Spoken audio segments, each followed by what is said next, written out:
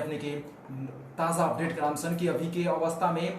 Corona virus के जौन संख्या रहल बाटे, संक्रमित के संख्या पुनः अपने के बढ़ चुकल बा। कोरोना वायरस के जौन अपडेट आ रहल बाटे, ये अपडेट अनुसार पुनः अपने के कोरोना वायरस के संक्रमित के संख्या जौन रहल बाटे उ थपल गइल बाटे और 7 जना व्यक्ति के और कोरोना वायरस के जौन रहल बाटे पुनः अभी कुछ देर के पहले के अपडेट जौन हमने के प्राप्त होइल बा 7 जना व्यक्ति में कोरोना वायरस और भी देखल गइल बा और इस 7 जना व्यक्ति में कोरोना वायरस के जौन रहल बाटे आ रहल बाटे हमने के जानकारी आ रहल बा 7 जना व्यक्ति के और साथ साथ में 7 जना व्यक्ति के कोरोना वायरस के जौन अपडेट और साथ साथ में अभी के जानकारी हमने के आ रहल बा जौन जानकारी भी अपने के कराम सन विभिन्न जगह के जौन अपडेट रहल बा ये अपडेट करावे के क्रम में हमने के विशेष बातचीत करेंगे। शुरुआत करें हमने के ताजा अपडेट से, विश्वव्यापी अपडेट से और कोरोना वायरस के नेपाल में 7 जना जौन थपल गइल बा उससे भी हमने के अपडेट करावे के शुरू करें सन और अभी के बीरगंज के अवस्था का रहल बा ऊपर भी हमने के बात करेंगे। शुरुआत करें सन अभी के पहला अपडेट रहल बाटे बीरगंज में अभी नारायणी अस्पताल में कोरोना वायरस के उपचार करा रहल अभी के क्रम में नारायणी अस्पताल में उपचार करा रहल 91 आदमी रहल बा लोग, जिनमें से अपने के अभी 71 आदमी नारायणी अस्पताल में उपचार करा रहल बा लोग। तो वैसे अपने के 25 आदमी अपने के अभी के क्रम में अपने के 71 आदमी नारायणी अस्पताल में उपचार करा रहल बा लोग, वैसे अपने के 25 आदमी विशेष करके अपने के सिद्धार्थ मावी के क्वारंटाइन में उपचार करा रहल बा लोग। ये भी हमने के जानकारी प्राप्त हो रहल बा और अभी के संक्रमित के संख्या नारायणी जनकल पर्सा जिला के मात्र अपने के 92 गो हो चुकल 92 गो हो चुकल बा। ये भी जानकारी कराम सन। साथ साथ में अपने के जोन ताजा अपडेट रहल बाटे ताजा अपडेट कराम सन अपने के थप 7 जना में कोरोना वायरस के संक्रमण देखल गइल बाटे। संक्रमित के संख्या 4 से 34 भइल बा। संक्रमित के संख्या 4 से 34 भइल बाटे। ये अपने के विशेष जानकारी अपने के मिल रहल बाटे। प्रदेश एक में अपने के 7 जना में कोरोना वायरस के संक्रमण थपल गइल बाटे। वैसे अपने के आज सांझ के ही अपने के अपने के विवरण अनुसार झापा में 5 जना, वैसे धनकुटा और धरान एक जना करके अपने के कोरोना वायरस कोविड-19 के पुष्टि भइल बाटे। वैसे प्रदेश एक में अपने के एक के विशेष अपने के मुख्यमंत्री कार्यालय के जौन बाटे विशेष अपने के जानकारी करेले बा। आज के जौन जानकारी मिल रहल बाटे वैसे अपने के एकरा संगे प्रदेश नंबर 1 में कोरोना वायरस अर्थात कोविड-19 की पुष्टि भइल अपने के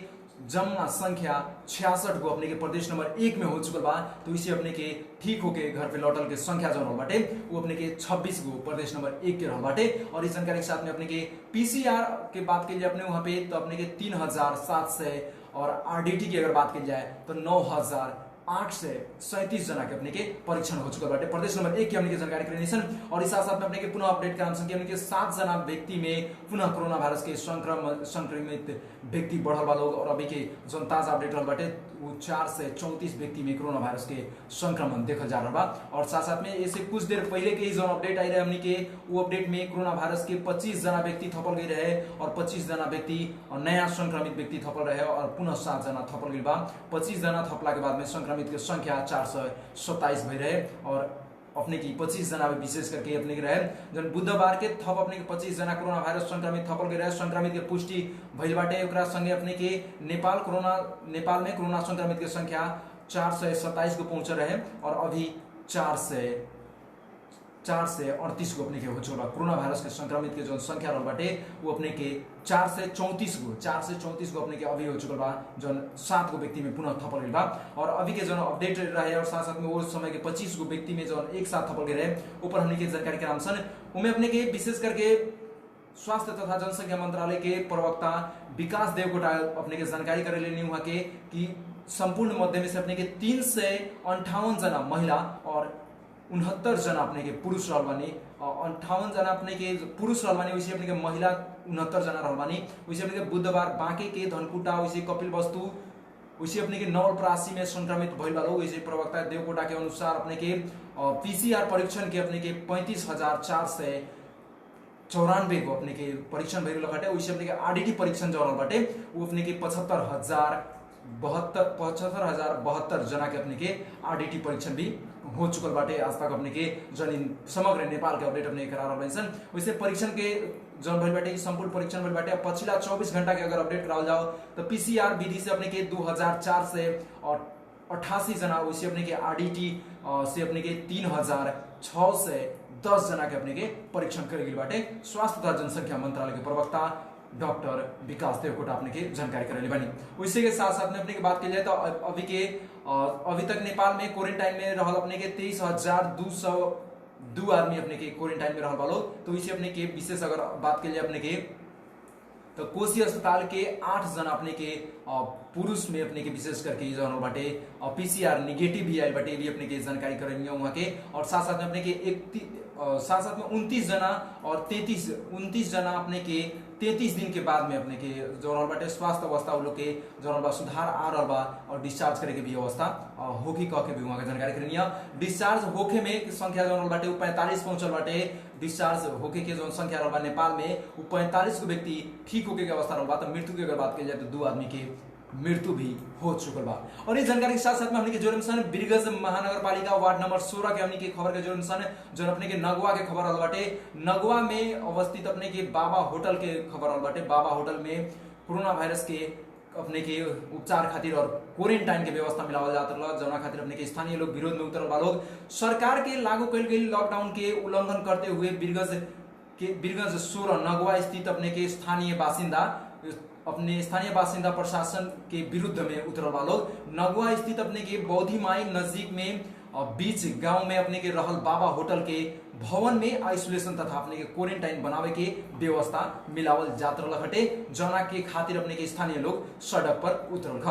लॉकडाउन के उल्लंघन करते ही कोरोना वायरस के संत्रास रहला पर भी स्थानीय लोग विरोध में उतरे के स्थिति भइल घटे, जना स्थिति के नियंत्रण करे में प्रहरी के दिक्कत भइला के बाद में प्रहरी के पूर्ण टोली सब वहां पे पहुंचल खा और भीड़ जो रहल बा ओकरा के नियंत्रण में लेलक। वैसे अपने के स्थानीय लोग नियंत्रण से बाहर भइला के बाद में प्रहरी कार्यालय के नगवा, वैसे अपने के वार्डा प्रहरी कार्यालय बिरता, वैसे अपने के जिला प्रहरी कार्यालय थप प्रहरी के परिचालन करके भीड़ के नियंत्रण में लेलक। वैसे अपने के पर्सा जिला के संक्रमित के संख्या जौन रहल बाटे वो बढ़ते जा रहल और साथ साथ में पर्सा में प्रमुख जिला अधिकारी सहभागी अपने के केंद्र से वहाँ के जौन बाटे विशेष करके जौन बाबा होटल के क्वारंटाइन के रूप में परिवर्तन करे के भी जानकारी करेले नहीं, ओकरा विरोध में स्थानीय लोग उतरल लोग। बिरगज महानगर पालिका में अवस्थित अपने के जौन सब अपने के सभागृह सब ठाउँ सब वैसे अपने के सभागृह वैसे अपने के विभिन्न जौन होटल सब रहल बा ओकरा के सदुपयोग करे के खातिर विशेष कदम चल रहल हटे, जेमे बाबा होटल के भी उपयोग करे के जौन निर्णय भइल हटे। वैसे अपने के होटल के अनुगमन करे के पक्ष में अनुगमन टोली फिरता भइल घटे स्थानीय लोग के विरोध देखला के बाद में और आइसोलेशन के साथ साथ में क्वारंटाइन बनावे के जौन बाटे ना मिले के विरोध के जौन बाटे उतरल स्थानीय लोग जानकारी देलक लोग। वैसे अपने के विशेष रहल बाटे वहाँ के घना बस्ती के बीच में जौन बाटे आइसोलेशन और क्वारंटाइन के बनावल एकदम उचित ना रहल, वहाँ के गांववासी लोग के कहना भी रहल हटे। उसे प्रशासन निकाय के टोली जौन बाटे विरोध के देख के वहाँ से रिटर्न भी भइल हटे, भी हमने के जानकारी प्राप्त होल बा। स्थानीय प्रशासन के यहाँ के अपने के सर्वदलीय तथा अपने के स्थानीय संघ के जौन बाटे प्रयास में छलफल करे के और नगवा के विशेष करके नगवा के जौन बाटे बाबा होटल के कोरोना वायरस के जौन रखे के कोरोना वायरस संक्रमित व्यक्ति लोग के रखे खातिर आइसोलेशन और वार्ड के और साथ साथ में वहाँ पे कोरोना वायरस के संक्रमित के आशंका लागल व्यक्ति लोग के वहाँ पे क्वारंटाइन बनावे के जो व्यवस्था रहटे ओकरा के फिलहाल खातिर अभी रोकल गइल बा और साथ साथ में अनुगमन टोली भी वहाँ से रिटर्न भइल बाटे। ई जानकारी हमने प्राप्त होल बा। साथ साथ में वहाँ पे जिला प्रशासन कार्यालय द्वारा हटावल गई प्रहरी के भी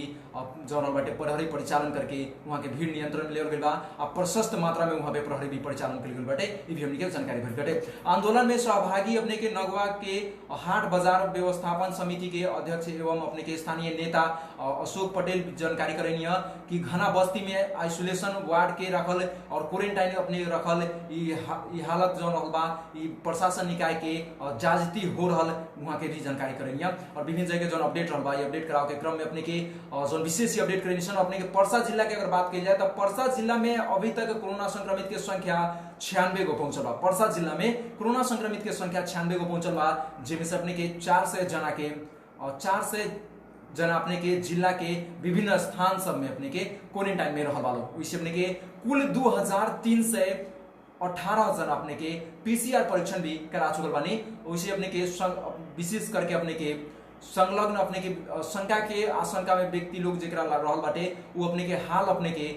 1942 जना अपने के मात्र जौन रहल बाटे रिपोर्ट आइल हमने के जानकारी प्राप्त हो रहल बाटे। जौन अपडेट हमने के पर्सा जिला के जौन अपडेट रहल बाटे ये अपडेट अपने के कराओ के हमने के क्रम में बानी सन और विभिन्न जगह के जौन अपडेट अपने के बीच में आ रहल बा वो अपडेट हमने के कराओ के क्रम में ही बानी सन और जानकारी भी कराओ क्रम में बानी सन और विभिन्न जगह के हमने के अपडेट कराओ के क्रम में निसन नगवा के हमने जानकारी करनी सन विशेष अपने के नगवा के अवस्था का रहल बाटे आज दिन भर के अवस्था का रहल ऊपर भी हमने के विशेष बात करनी सन नगवा के अवस्था के बारे में अपने के विशेष हमने जानकारी करनी सन अभी के रहल बाटे जौन अपने के विभिन्न जगह के जौन ताजा अपडेट आ रहल बा ताजा अपडेट पर भी बात करनी सन विशेष करके हमने के जानकारी कराम सन अपने के शॉर्ट में जानकारी कराओ के हमने के प्रयास रही अपने के विशेष करके जो रहल बाटे जानकारी हमने के पहला जानकारी हमने के जोरेम सन जौन जानकारी रहल बाटे अपने नेपाल में थप अपने के 25 जना में आज कोरोना वायरस के संक्रमण देखल गेल बाटे पुष्टि देखला के बाद में जो रहल बाटे संक्रमित के संख्या 27 पहुंचल अभी 4 से 34 पहुंचल बा ई जानकारी कराम सन वैसे अपने के कोसी अस्पताल से अपने के 8 जना संक्रमित व्यक्ति डिस्चार्ज भइल बा लोग ये अपने के बीच में अपडेट रखम सन कोसी अस्पताल के कोविड-19 उपचार के क्रम में रहल 8 जना संक्रमित व्यक्ति लोग ठप अपने के ठीक भइल जानकारी प्राप्त हो रहल बाटे वैसे अपने के उ लोग के तीसरका बार भी जरल बाटे टेस्ट पॉजिटिव जो ना आइला के बाद में अपने के विशेष करके उ लोग के छोड़े के साथ डिस्चार्ज करे के निर्णय भइल बाटे विशेष अपने के प्रमुख अपने के विशेष करके अस्पताल के मेडिकल विभाग के प्रमुख अपने के डॉक्टर दीपक घिमिरे अपने के जानकारी करैले बानी जो जानकारी आ रहल बाटे और जानकारी के साथ साथ में नेपाल में कोरोना वायरस से संक्रमित व्यक्ति लोग ठीक होके के जो संख्या रहल बाटे वो 46 को पहुंचल बा विशेष हमने के बात करम सन अपने के स्थानीय विशेष करके स्थानीय अपने के कृषक लोग के अभी के अवस्था का रहल बा ऊपर भी हमने के विशेष जानकारी कराम सन कृषक लोग अभी सबसे ज्यादा समस्या में पड़ रहल बाटे मल खाद ना मिलने के कारण से विभिन्न जगह के जन रहल बाटे जन धान खेती अभी के शुरू होके के वो खेती सब रुकल बाटे साथ साथ में विभिन्न जन बाली रहल बा खदान बाली रहल बा ओमे भी समस्या उत्पन्न हो रहल बाटे और अभी कृषक लोग के समस्या पर सरकार मौन रहल बाटे साथ साथ में गरीब की अगर बात की जाए तो गरीब के समस्या पर सरकार मौन रहल बा विशेष अगर बात की जाए अपने के तो अभी के समय में अगर बात की जाए गरीब के तो अभी दूसर का चरण के जो राहत रहल बा दूसर का चरण के राहत की भी कोई बात नहीं होत पहिल का चरण के राहत बटाइल दूसर का चरण के राहत में स्थानीय के जे जनप्रतिनिधि भी रहल बा लोग हाथ पर हाथ धर के बैठल बा लोग और स्थानीय के जनप्रतिनिधि लोग के कोई भी दायित्व नजर नहीं आवत विशेष करके अपने के अभी के अवस्था में बात की जाए तो अपने के निषेधाज्ञा के बहाना करके और दूसर का चरण के राहत रुक रहा लेकिन अभी निषेधाज्ञा हटला के बावजूद भी दूसर का चरण के राहत जो रहा अभी भी नहीं के पहुंच पाए और विभिन्न जगह से जो गुनासो हमने क्या रहा बाटे गुनासो अपने के बीच में जानकारी करा सन कि अभी भूखे मरे वाला अवस्था आ गया विशेष व्यक्ति लोग के हमने के जो जानकारी मिल बा कि भूखे मरे वाला अवस्था आ रहा बाटे और साथ साथ में विभिन्न जगह पे जो जनप्रतिनिधि रहल लोग हाथ पर हाथ डाल के बैठल बा लोग कान में तेल डाल के बैठल बा लोग जनप्रतिनिधि लोग लेकिन भूखे मर रहल बा एक गरीब और ओकरा के देखे खातिर कोई भी नहीं के इस जानकारी जो हमने के विशेष रहल बाटे विभिन्न जगह से हमने के जानकारी आ रहल बाटे और इस जानकारी अपने के पर्सा जिला के रहल बाटे 12 जिला के रहल बा वैसे अपने के पर्सा जिला के विभिन्न जगह के रहल बाटे बिरगंज महानगरपालिका के रहल बा वैसे अपने के गांव पालिका सबसे भी ये हमने के गुनासो आ रहल बा और ये गुनासो पर केकरो नजर नहीं जाते ए पर विशेष अपने के संबंधित निकाय के हमने के ध्यान आकर्षण कराओ के भी ये कार्यक्रम के हमने के माध्यम से प्रत्यक्ष प्रसारण के माध्यम से अपने के बीच में जानकारी कराम सन साथ साथ विभिन्न जगह जो अपडेट आ रहा अपडेट भी जोड़े सन हमने के कोरोना संक्रमित के जो बाटे विशेष करके अपने के केंद्र बिंदु ही पर्सा बनल जा रहा पर्सा जो बा ये अपने के केंद्र बिंदु बनते जा रहा बाटे कोरोना वायरस के संक्रमित के हब बनते जा रहा पर्सा जिला और पर्सा जिला के अगर बात की जाए तो अभी तक 96 गो संक्रमित अपने के पर्सा जिला में रहल बा और पर्सा जिला में 96 गो संक्रमित रहला के बावजूद भी पर्सा जिला के जो उपचार के गतिविधि रहल बा और क्वारंटाइन के अवस्था जो रहल बाटे आइसोलेशन के अवस्था रहल बाटे वो एकदम दयनीय होते जा रहल बा और एकरा खातिर विशेष करके अपने के संबंधित निकाय के ध्यान आकर्षण भी पर जरूरी लोगता वैसे अपने के पत्रकार के भी मीडिया कर्मी के रोकल साथ साथ में अपने के हमनी के जानकारी जो मिल रहा बाटे मीडिया कर्मी पर भी रोक लगावल जा रहा बाटे एक मीडिया कर्मी एक क्वारंटाइन में पहुंच अपने के आइसोलेशन में पहुंचला के बाद में आइसोलेशन की अवस्था कहां तक सुधार भइल बाटे इस संपूर्ण के बीच में अपने के जानकारी भी रहल बाटे विशेष अपने के 2 गो मीडिया कर्मी में पर्सा जिला के 2 गो मीडिया कर्मी में कोरोना वायरस के संक्रमण देखल गई और 2 गो मीडिया कर्मी में से सुरेश बिडाडी रहल बानी वहाँ के ऑनलाइन खबर के भी वहाँ संवाददाता रहल बानी पर्सा जिला के वहाँ ऑनलाइन खबर में अपन दैनिक जीवन के बारे में वहाँ के लिखे के जब शुरुआत कैनी और वहाँ के खाना जौन मिल रहा बाटे वो खाना के बारे में वहाँ के जानकारी जब करावे के शुरू कैनी उस समय में जाके वहाँ पे सुधार भइल बा और खाना में विशेष अपने के परिवर्तन भइल बा ये भी अपने के जानकारी कराम सन पुनः अपने के विभिन्न जगह के जो अपडेट रहल बा अपने के बीच में रखम सन अभी के अपडेट के तरफ लागम सन विश्वव्यापी अपडेट का रहल बा और साथ साथ में कोरोना वायरस के अभी के अवस्था का रहल बा विभिन्न जगह के अगर जानकारी कराई सन तो विभिन्न जगह के अवस्था का रहल बा ऊपर भी हमने के विशेष जानकारी कराम सन।